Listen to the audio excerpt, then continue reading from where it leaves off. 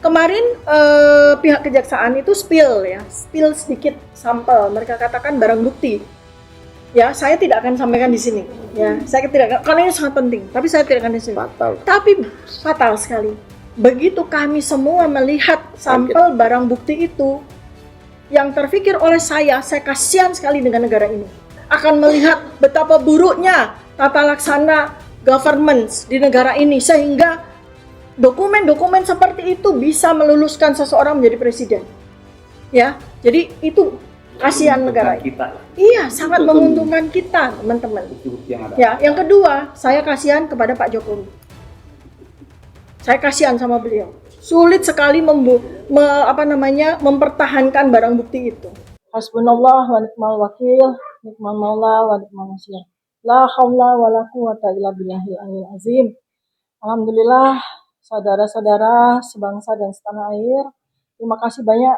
Pertama-tama saya ucapkan atas doanya, atas dukungannya yang tak henti selama 420 hari lebih, di mana saya bersama dengan Pak Roy Suryo dan 3 orang aktivis lainnya sampai dengan hari ini masih terus secara patuh mengikuti apa yang sudah menjadi peristiwa hukum yang kita tahu sekali berkaitan dengan dugaan ijazah palsu Presiden ke-7 Republik Indonesia Joko Widodo. Nah, kita semua tahu mulai dari proses paling awal di bulan April 2025 sampai dengan hari ini, saya yakin bahwa saudara-saudara semua juga mengikuti dengan seksama hari demi hari, bulan demi bulan, sampai tiba waktunya hari penentuan, yaitu di hari Senin tanggal 21 Juni 2026, ya, di mana peristiwa yang terjadi adalah kasus ini sudah masuk P21, ya, artinya tahap 2, artinya sudah pelimpahan dari Polda Metro Jaya ke Kejaksaan dan kemudian akan segera dilakukan sidang. Tetapi banyak sekali drama yang terjadi, banyak sekali peristiwa-peristiwa yang terjadi yang kami rasa perlu sekali seluruh saudara-saudara setanah air memahami, ya, dan untuk mengklarifikasi juga memberikan informasi yang akurat kepada saudara-saudara semuanya. Nah, insya Allah saya bersama dengan sebagian dari advokat yang akan mendampingi saya, tim pembela Dr. Tifa, ya, yang selama 1 tahun ini bekerja dan sekarang juga sudah ditambah suntikan kekuatan dari tim LBHI Muhammadiyah, ya, yang nanti akan bergabung bersama dengan kami semua untuk mempertarungkan, ya, bertarung untuk menegakkan kebenaran dan keadilan pada sidang yang insya Allah akan berlangsung dalam waktu yang tidak lama lagi, yang sudah diputuskan di Pengadilan Negeri Jakarta Timur, ya.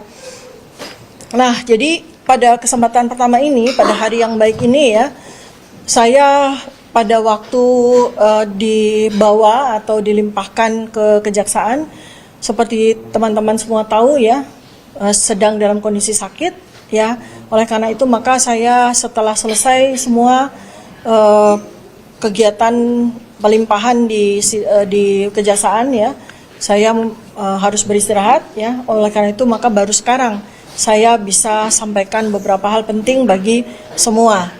Ya, terima kasih juga kehadiran semua awak media, sahabat-sahabat YouTuber, podcaster, jurnalis semuanya, ya. Nah, pertama-tama insya Allah kami siap untuk menghadapi sidang bersama dengan teman-teman yang sudah bergabung, ya. Saya akan membacakan, ya, siapa-siapa para advokat yang bersama dengan kami, ya. Mungkin tidak sempurna, tidak semua bisa kami sebutkan, tetapi yang paling penting adalah bahwa kami akan memberikan informasi kepada teman-teman semua, kepada saudara-saudara semua, ya, bahwa tim ini adalah tetap merupakan tim pembela Dr. Tifa dari sejak awal, ya, dari sejak awal kasus ini, dipimpin oleh sebelah saya Pak Abdullah Al-Katiri, ya. Kemudian anggotanya adalah Dr. Fadli Nasution SHMH, kemudian Ahmad Wirawan Adnan SHMH, kemudian Aziz Januar SHMMS MH, kemudian Tony Suhartono SH, kemudian Dr. Muhammad Taufik SHMH, kemudian Ramdan Syah Bakir SHMH, Andika Dian Prasetyo, SHMH, Denny Apriandi, SE, SHMH, kemudian Muhammad Fahri, SH, orangnya ada ya, Muhammad Rifai, SH, Insinyur Burhanuddin Suralaga, SHMH, Dedi Suhardadi, SHMM ya, SEM, SH, Fawas Basyarahil, SHMH, Iskandar Nasution, SHMH, Ismar Syafruddin, SHMH, Ridwan Rahman, SH, dan ditambah dengan tim dari LBH Muhammadiyah. Nanti Bang Ewi silahkan memperkenalkan teman-teman yang akan bergabung di tim TPDT ini ya. Jadi itu adalah anggota dari tim TPDT yang nanti akan membersamai saya dalam perjuangan di persidangan yang akan berlangsung dalam waktu yang cukup dekat. Kedua, yang ingin saya juga sampaikan, nanti mohon untuk ditambahkan apabila ada yang kurang ya. Jadi untuk diketahui teman-teman semuanya bahwa saya bersama Mas Roy Suryo sudah merencanakan untuk prapit ya atau pra-peradilan. Jadi kami split ya karena memang sudah diketahui bahwa perkara kami itu split ya.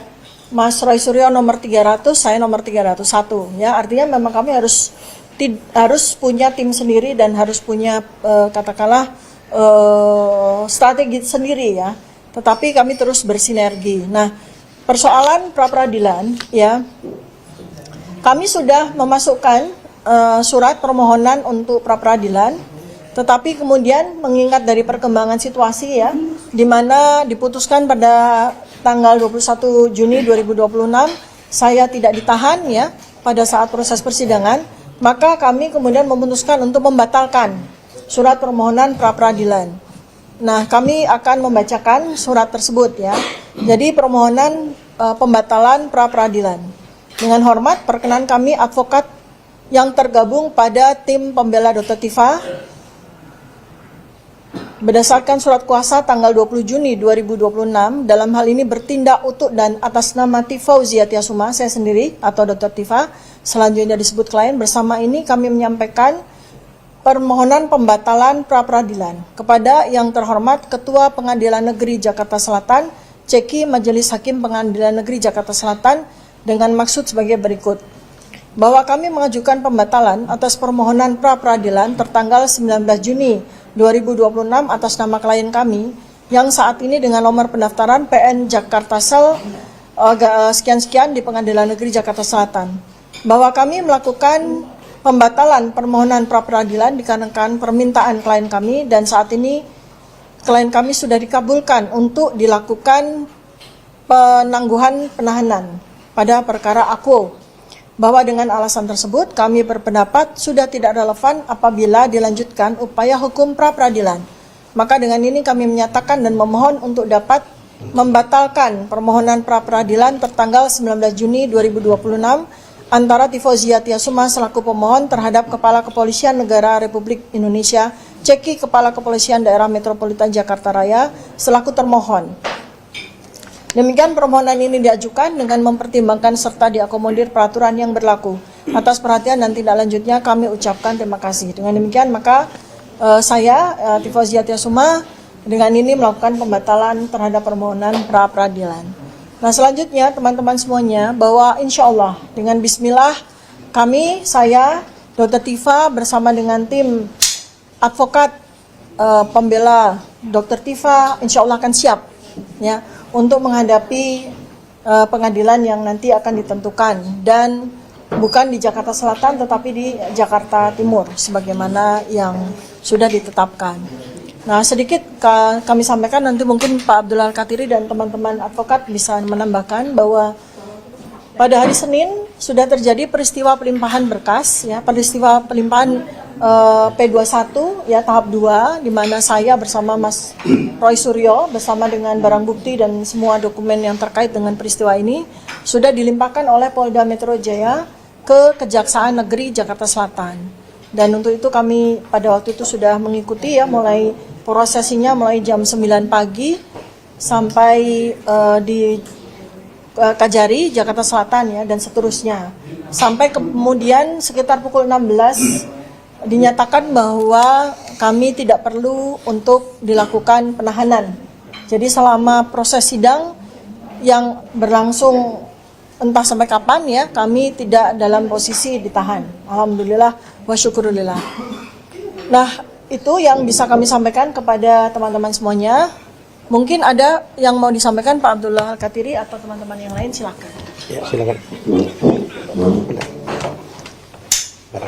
Ya. Terima kasih. Saya lanjutkan ya. Saya yakin karena media selalu ikut ya, mengikuti dan membersamai kami di setiap langkah kami.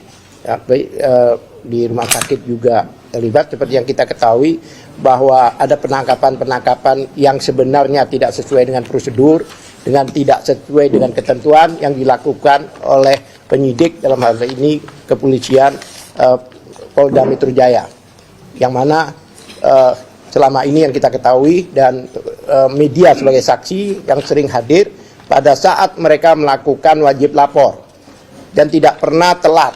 Tiap minggu lakukan wajib lapor hampir 30 kali, dan setiap dipanggil kami hadir kooperatif. Tapi tiba-tiba pada hari Jumat pagi hari 19 Juli ada kejutan yang mengejutkan. Bahkan banyak orang mengatakan bahwa itu ada tindakan brutal karena tidak berdasarkan ketentuan yang ada, yang mana biasanya orang kalau dipanggil atau dipaksa untuk diambil di tiap tempat kediamannya itu adalah orang-orang yang mangkir dan sebagainya. Dengan ini adalah kooperatif, sehingga dasar daripada penjemputan paksa yang dikatakan oleh kepolisian, karena hari itu dari pihak keluarga menelpon saya bahwa ada polisi datang pagi-pagi hari, datang ke tempat jam 6 pagi, yang mana Ibu Tiffany kebetulan hari itu jam 8 harus ujian disertasinya jam 8. Jadi sudah siap mau jalan di tempat parkir, di situ di stop, dipotong di situ dengan 2 mobil ya.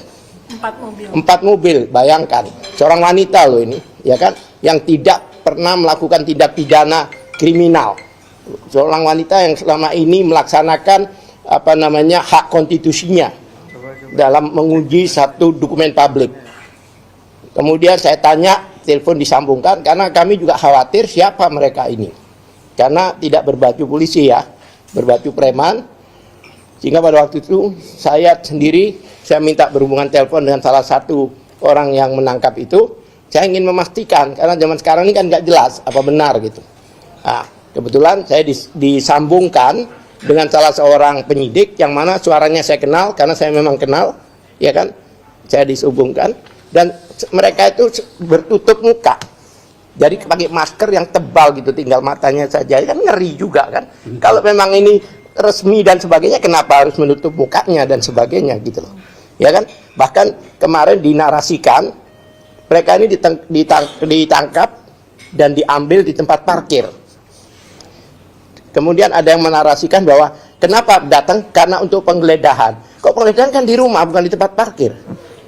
Dan seharusnya kalau memang itu penggeledahan kan diajak balik untuk ke tempat dia, ini tidak. Kemudian kami tanya, apa-apaan ini? Kenapa kok pagi-pagi disatroni lah istilahnya?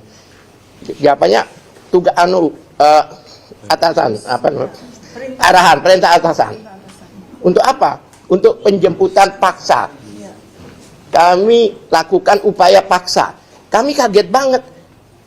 Upaya paksa itu biasanya dilakukan jika orangnya mangkir. Dipanggil 3 kali dengan layak, itu 3 hari seharusnya. Memang jika tidak hadir, baru ada apa yang dikatakan penjemputan paksa, ya kan? Dan penjemputan paksa itu biasanya karena hal-hal yang sifatnya 1, takut melarikan diri, 2, menghilangkan barang bukti. Bukti apa lagi? Udah ratusan bukti yang mereka punya, 130 saksi, ya kan? Bukti apa? 709 itu surat, Mbak. Tapi di yang lain-lainnya itu 17 item. Itu baru 1 surat itu. 709 bukti. Itu kalau kita hubungkan dengan alat bukti, walaupun 1 juta barang bukti itu baru 1 alat bukti. Iya kan? Itu dikatakan kenapa demikian? Karena penangkapan ini dilakukan untuk mempersiapkan pelimpahan tahap 2. Nggak ada aturannya di KUHP. Biasanya penangkapan itu dilakukan untuk kejahatan-kejahatan yang extraordinary crime, kejahatan teroris, kejahatan apalagi itu korupsi, bolehlah, narkoba, penjualan manusia dan sebagainya, itu boleh. Ini pasal yang dikenakan adalah pasal yang di bawah 5 tahun, pencemaran nama baik, tapi seolah ada satu peristiwa besar yang harus dilakukan. Hal itu tidak ada aturan menyatakan hanya untuk persiapan penyerahan P21 tahap 2. Menyerahkan gini aja. Padahal kalau kita ditelepon kita datang. Satu. Itu dalam 3 hari itu ada drama yang benar-benar drama tragis menurut saya. Drama yang luar biasa. Lah, pada waktu ditangkap, dibawa ke sana, diperiksa oleh kedokteran seharusnya. Biasanya dokternya hadir ke situ. Tapi orang-orang ini malah dibawa ke ke polisi, ya kan? Dibawa ke polisi dan pada hari Minggunya, yang mana hari Senin paginya itu rencananya jadwal jam 8 sudah dicerahkan, itu jam 11 malam datang segerombolan orang dari kepolisian untuk mengambil. Padahal kurang berapa jam yang harusnya langsung dilimpahkan ke kejaksaan. Jadi dipaksa diambil dalam posisi masih diinfus. Lemah. Diambil. Karena pada waktu itu kami juga tahu undang-undang, tahu hukum, bahwa itu bertentangan dengan undang-undang kesehatan maupun peraturan menteri dan sebagainya. Tidak boleh ada memulangkan pasien di malam hari. Apalagi dalam keadaan yang belum dikatakan oleh dokter yang menangani itu boleh dipulangkan. Kami bertahan itu. Sehingga mereka sudah melebihi jam 12, yang mana sudah di luar surat tugasnya, kan tugasnya kemarinnya. Maka mereka balik. Pagi-pagi mereka datang, 6:30 kalau nggak salah jam 6, maka diambil dibawa ke Polda Metro. Nah, kami ikuti sampai di sana. Kemudian dari Polda Metro, mereka diminta untuk pakai baju oranye. Bayangkan, ini adalah orang yang melakukan hak konstitusionalnya. Adalah orang yang mengkaji ijazah publik. Baju oranye bahkan diborgol. Bayang nggak? Kemudian dibawa ke kejaksaan. Alhamdulillah, jaksa objektif. Dan jaksa nampaknya tidak mau dijadikan bemper untuk melanjutkan penahanannya. Jadi sampai di sana, dievaluasi sama jaksa, dan seperti alasan jaksa waktu dia podcast kan, kenapa mereka ini ditangguhkan penahanannya, itu dengan alasan satu, ini sudah merupakan isu publik. Kan sidang ini bakal bertahun-tahun loh. Anda tahu nggak? 1,5 meter itu BAP. Pada waktu mau dilihat itu digotong 4 orang. Seperti bawa jenazah gitu. Itu bayangkan, segitu panjangnya, digotong. Butuh waktu bertahun-tahun ya. Iya, saya juga heran apa ini, aku bilang, membuktikan satu surat dengan bukti setinggi itu. Saya ukur dengan tubuh saya waktu itu, saya kalah tinggi gitu. Nah, disitulah jaksa objektif katakan ini sudah merupakan isu publik dan jaksa tidak mau dibully oleh rakyat, oleh masyarakat seperti apa yang dilakukan terhadap kepolisian oleh rakyat Indonesia. Nah, itu salah satu alasannya. Kedua, dengan dokumen segini pasti akan melewati masa tahanan. Nanti bakal dibebaskan juga gitu. Maka dengan diminta kami sebagai penjamin, lawyer-lawyer ini dan keluarganya, kami buatlah jaminan itu. Kami buat jaminan itu mengatakan tidak akan lari. Dan ini tidak akan lari, ngapain lari? Wong kami nggak ada salah kok. Nah, kemarin digaungkan juga oleh grupnya, lingkarannya Jokowi itu, jaksa mengajak restoratif justice. Saya akan tanyakan, bagaimana sih? Dia baca KUHP baru nggak? Apalagi untuk delik aduan seperti ini, aturannya memang harus didamaikan. Baik itu penyidikan, ya kan, bahkan penuntut, bahkan di persidangan pun hakim berhak menanyakan, Anda mau damai apa tidak? Kok mau dilapor, jaksa melakukan, itu memang masuk di dalam SOP mereka dan harus ditanyakan. Ya barangkali mereka mau damai, selesai kan? Dengan pertanyaan apakah saudara mau restoratif justice, Ya. Dr. Tifa dengan tegas mengatakan tidak. Itu. Tapi dimasalahkan seolah-olah jaksa jadi apa? Jadi broker juga seperti mereka gitu. Tidak. Itu adalah protap mereka gitu. Saya pikir karena ada beberapa orang juga yang ingin berbicara sampai di sini, ya mungkin kalau ada pertanyaan nanti insya Allah kami jawab. Terima kasih. Ya. Baik, sebelum kepada advokat yang lain, saya perlu sampaikan ya, teman-teman semuanya ya, bahwa nanti setelah konferensi ini saya akan menyampaikan lebih lengkap lagi ya, kronologi dari mulai pukul 6 pagi di hari Jumat tanggal 19 Juni 2026 sampai hari Senin tanggal 21 Juni 2026 di Kejaksaan ya. Di situ banyak sekali cerita, banyak sekali fakta kejadian yang saya alami sendiri bersama dengan saksi saya, baik dari para advokat juga, yang sangat perlu untuk saya sampaikan dengan sejelas-jelasnya kepada masyarakat luas untuk mengcounter segala macam isu ya, disinformasi yang beredar selama ini ya, selama kejadian dari hari Jumat sampai dengan hari Senin. Tapi nanti setelah konferensi ya. Nah, silakan para media kalau memang berkenan untuk mendengarkan cerita saya lengkap ya. Baik, mungkin selanjutnya bisa ditambahkan lagi oleh para teman-teman advokat yang lain apabila ada yang ingin disampaikan. Ya. Assalamualaikum warahmatullahi wabarakatuh. Ya. Mungkin saya hanya menambahkan dan sedikit menanggapi mungkin bahwa adanya komplain ataukah kompres yang dilakukan oleh beberapa pihak yang sampai teriak-teriak bengok-bengok kata orang. Ya, itu perlu mungkin kita luruskan. Harus dijawab dengan detail apa-apa yang dia teriakan itu adalah tidak sesuai dengan mekanisme atau tidak sesuai dengan aturan hukum yang berlaku. Perlu kita sampaikan juga bahwa mereka yang berteriak itu adalah orang-orang yang salah satunya adalah sebagai pelapor. Tetapi dalam kasus ini ternyata oleh pihak Kejaksaan Jakarta Selatan itu sudah ditolak. Ya, jadi yang di proses hukum untuk kita hadapi nanti ini pelapornya adalah hanya Pak Jokowi. Kalau untuk 3 orang itu atau 4 orang itu sudah dibatalkan karena tidak memiliki legal standing untuk melakukan laporan polisi. Jadi adapun dramanya selama ini tidak kemana-mana itu sebenarnya adalah di luar mekanisme dan tidak sesuai dengan etika yang ada. Karena apa? Karena mereka adalah bukan pihak dalam persoalan ini.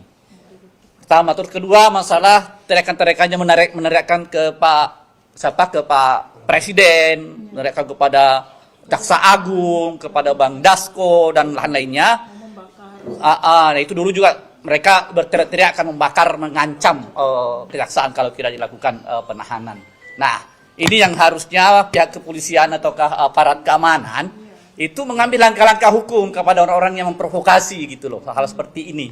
Mereka yang tidak paham hukum sebenarnya, ya, terutama adanya tuduhan-tuduhan. Selama ini mereka memang kan paling doyan untuk menuduh kita. Ada di belakangnya orang besar lah. Sekarang menuduh lagi Pak, secara tidak langsung menuduh Presiden Prabowo, ya, yang melakukan intervensi karena apa? Katanya Pak Jaksa Agung itu bawahannya, atasannya Pak Jaksa Agung siapa? Presiden. Nah ini ya, hal-hal yang seperti ini yang harus diluruskan. Atasannya polisi juga siapa gitu kan? Padahal apa yang dilakukan oleh kejaksaan itu betul-betul sesuai dengan aturan hukum yang ada. Andaikan mereka mau melakukan andaikan mau melakukan atau melanjutkan apa yang dilakukan oleh pihak Polda Metro, malah itu kan menyalahi aturan. Ataukah minimal equality before the law. Kita lihat ada beberapa kasus yang sama persis. Masalah Sylvester Matituna, saya harus juga gambarkan. Dia adalah pada saat itu siapa yang dia korban, yang dia laporkan, yang dia hina. Kan pada saat itu Wakil Presiden Republik Indonesia dan masih menjabat pada saat itu, Bapak Yusuf Kalla. Saya kebetulan pada saat itu salah satu kuasa melakukan pelaporan, ya, kepada Sylvester Matutina. Pada saat proses sebagaimana alasan Polda kemarin penyidik bahwa dilakukan penangkapan dan penjemputan paksa karena akan dilimpahkan tahap 2 dilimpahkan ke kejaksaan. Kita lihat kasus yang sama, apakah dilakukan hal yang sama? Sylvester padahal udah inkrah ya. Selvister pada saat itu, proses P21 tidak dilakukan penangkapan penahanan. Justru sekarang pun jauh melebihi hal yang apa yang kita alami. Karena apa? Selvister itu sudah ingkrah, sudah final bahwa dia bersalah, dihukum 1,5 tahun. Ya, harusnya, tapi sampai sekarang ternyata belum dilakukan penangkapan. Harusnya teman-teman penyidik Polri, dalam hal ini Polda Metro yang mengusut kasus kita, harusnya itu yang difokuskan, jangan mempermalukan hukum gitu loh. Nah, itu logika hukum pun tidak masuk. Ya, selama ini beliau sudah dicekal, beliau diwajibkan harus wajib lapor 1 kali dalam 1 minggu, dan mereka adalah orang-orang yang betul-betul konsisten, tepat waktu, tidak pernah 1 kali pun mereka ingkar. Kalau memang betul-betul mau sesuai dengan aturan hukum yang ada, nggak usah bikin heboh, bikin ribut, bikin dramatisir, mereka datang langsung, Bu, besok Pak Al-Katiri, besok hari ini kita mau nimpahkan ya, sebagaimana yang kita alami selama ini. Kita ini lawyer semua ini, saya yang sudah hampir 30 tahun jadi lawyer, semuanya tidak ada masalah pelimpahan. Semuanya itu enak, tidak perlu harus, kok ini tiba-tiba didatangin rumahnya, dilakukan suatu tindakan yang di luar ayat. Kalau menurut banyak orang, mirip-mirip penjemputannya itu seperti yang ada di film-film, seperti terorisme. Kebetulan juga kita sering menangani kasus terorisme ini, apalagi teman-teman dari Muhammadiyah. Senior kita Bapak Prof. Musrol Mukadas luar biasa. Kemudian masalah tadi penjelasan lagi masalah apa yang disampaikan oleh salah satu organisasi ormas OA, organisasi advokat. Selama ini mereka yang mengatasnamakan organisasi advokat, yaitu Peradi Bersatu. Secara hukum dan secara logika hukum tidak masuk akal ketika ada organisasi advokat itu tidak netral dalam menangani penanganan satu kasus. Itu tidak boleh melaporkan satu pihak. Karena apa? Kalau organisasi advokat itu berarti milik bangsa, milik masyarakat semuanya, itu dia harus akomodir, tidak bisa berpihak dalam satu pihak. Makanya mungkin salah satu pertimbangan dari jaksa penuntut umum menolak laporan ini. Kemudian sedikit bercerita pada saat proses penangkapan. Kebetulan saya yang pagi-pagi datang bersama Pak Al-Katiri ke Polda Metro Jaya, itu kita sampai, ternyata beliau dimasukkan ke ruangan khusus untuk ujian ya. Jadi saya temui cuma Mas Roy.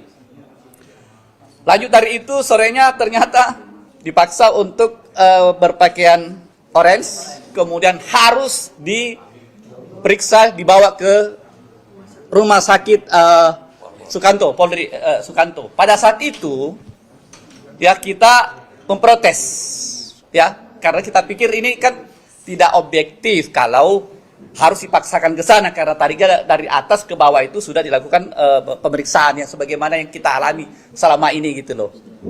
Kemudian setelah dikirim, nah itulah tadi, ternyata sampai di sana pihak dokter sebagai yang berwenang untuk itu didapatkan bahwa beliau memang lagi pada saat itu stres, mungkin banyak pikiran, karena siapa sih yang tidak ini. Nah, kemudian dinyatakan harus dirawat. Dan itu tidak bisa diintervensi oleh siapapun, karena itu memang adalah mekanisme keputusan kedokteran. Mungkin lanjut dari itu mungkin nanti akan dilanjutkan oleh Bu Tifa. Intinya makarallahu wallahu khairul makirin, ya Allah maha dari makar itu sendiri. Jadi kita tidak akan mungkin melawan itu. Mungkin dari saya sekian. Mas Burhan dulu. Ya, ada lanjutan atau dari mereka lebih?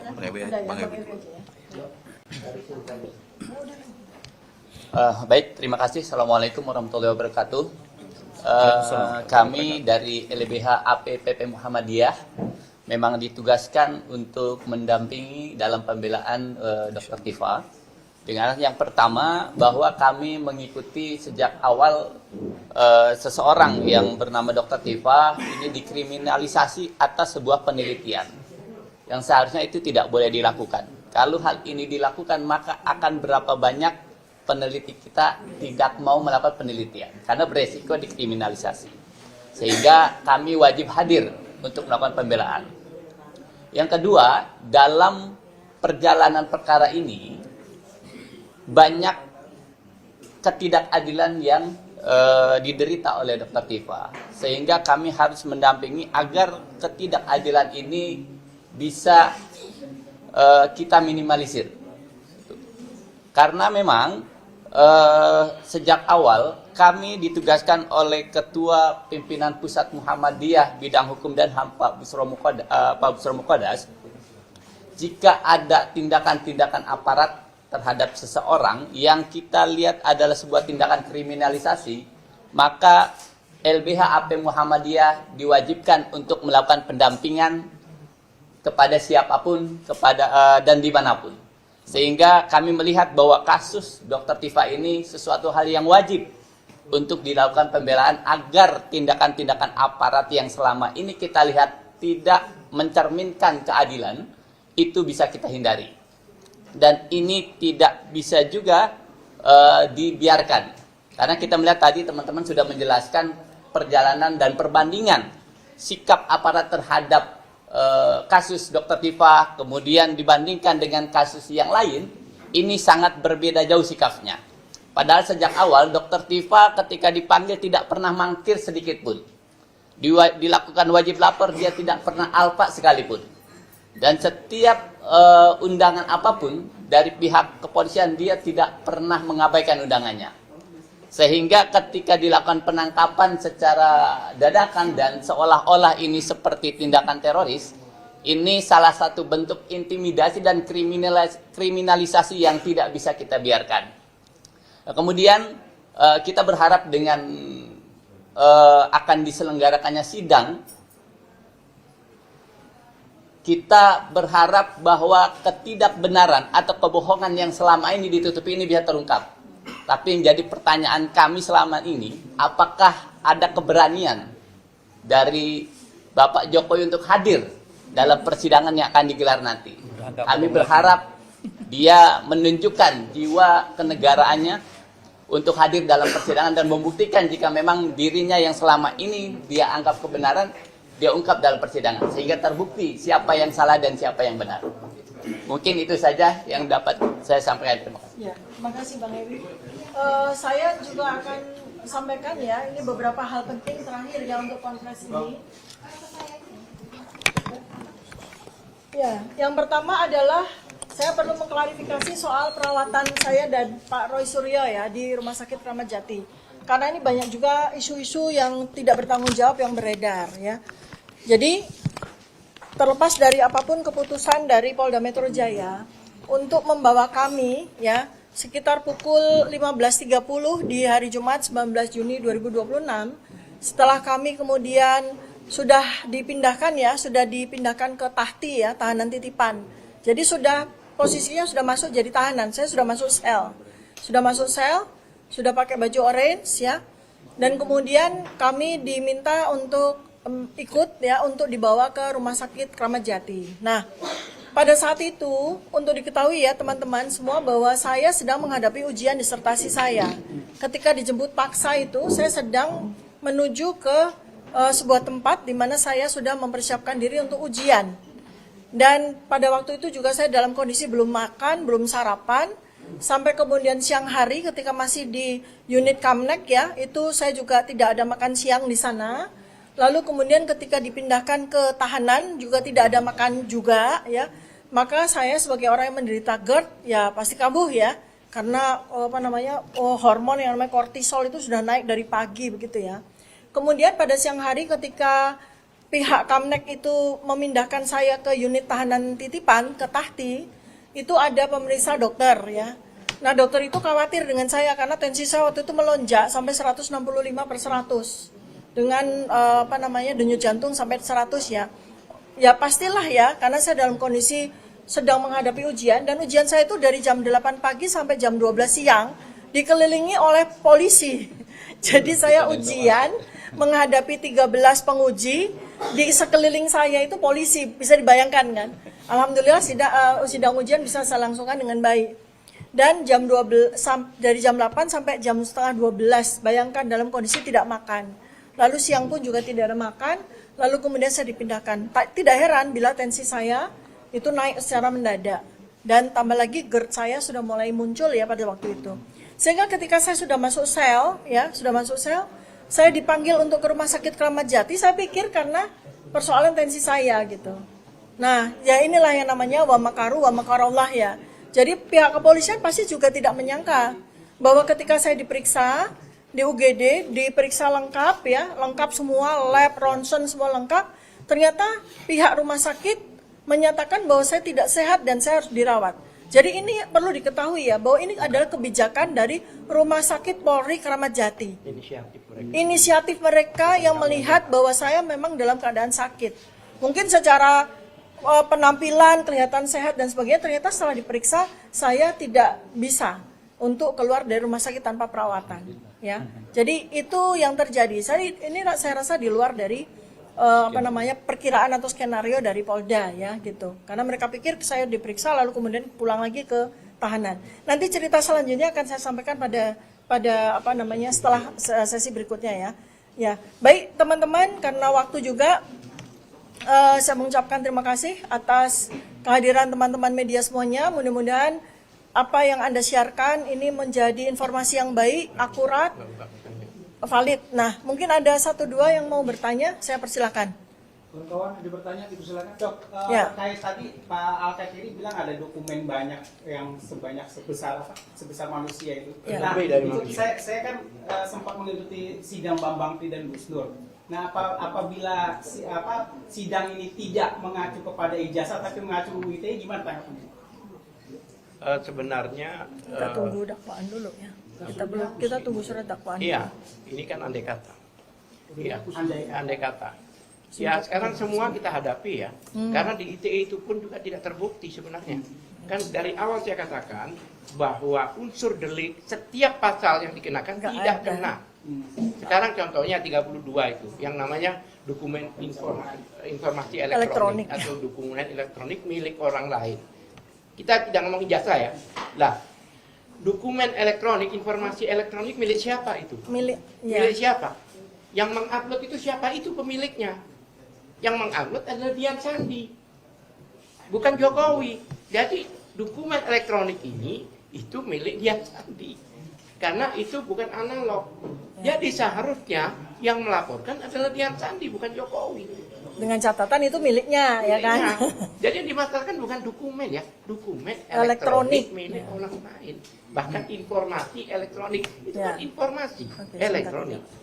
Oleh sebab itu tidak Ya. dikenakan. Yang Ya. pasal satu lagi, yang pasal 35 itu Singkat lebih aja. jelas lagi. Singkat aja. Ya.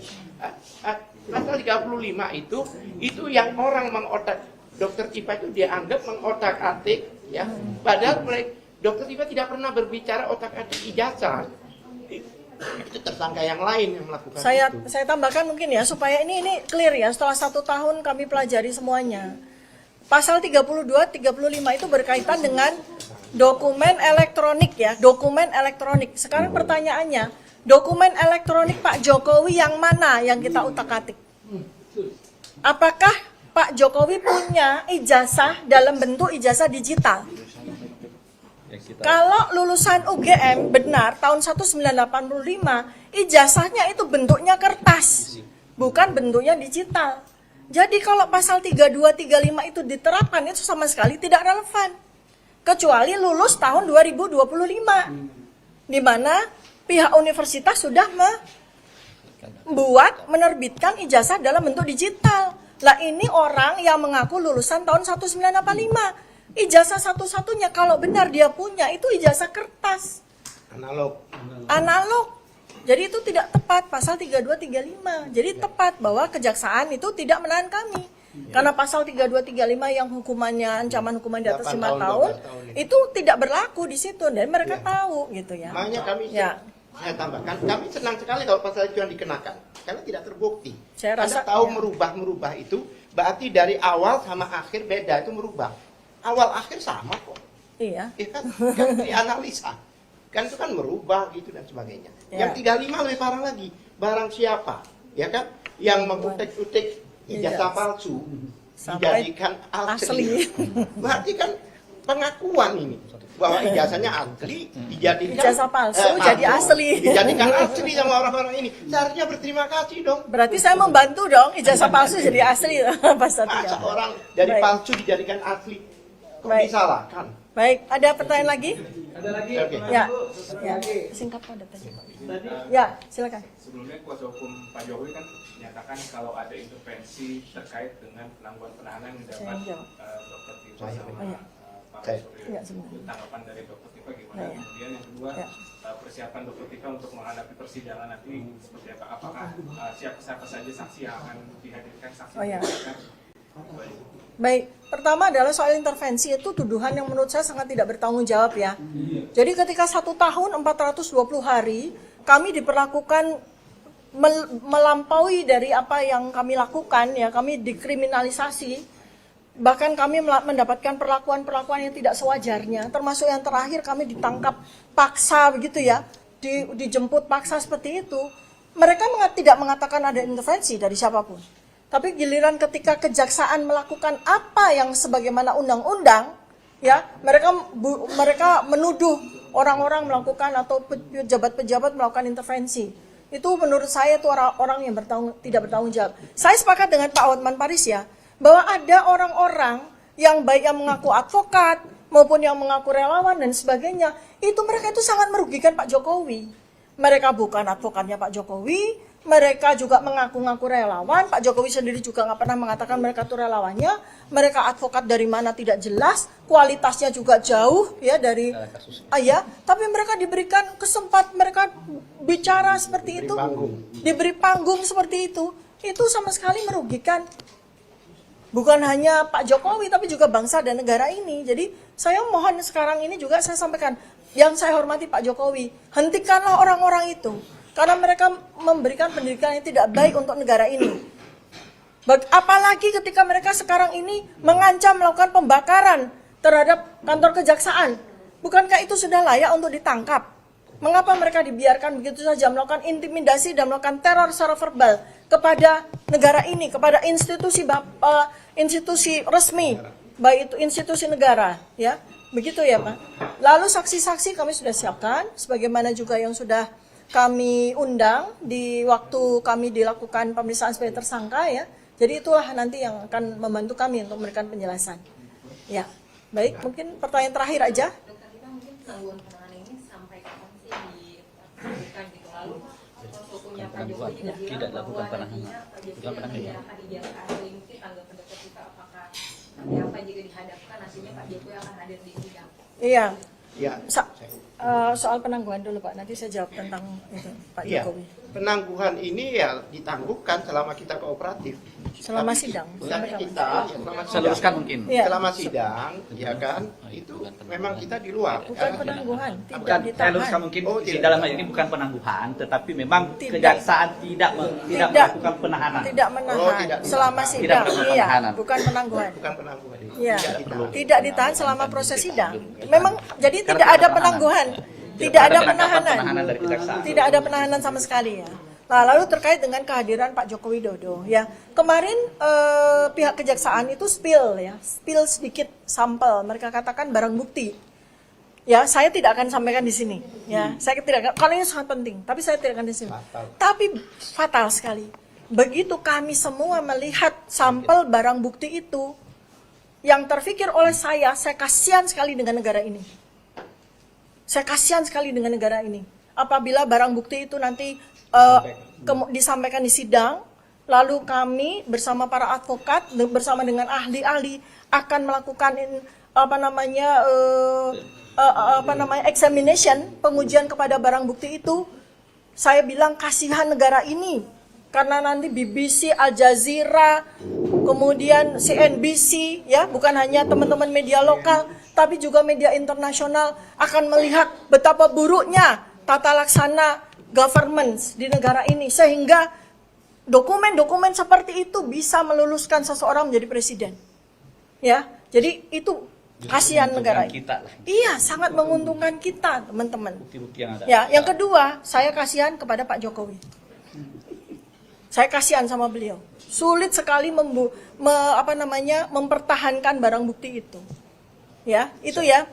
Baik, terima kasih sekali atas kehadiran para media sekalian. Mudah-mudahan disiarkan, kita insya Allah akan memberikan kebenaran yang terbaik bagi bangsa dan negara ini. Assalamualaikum warahmatullahi wabarakatuh.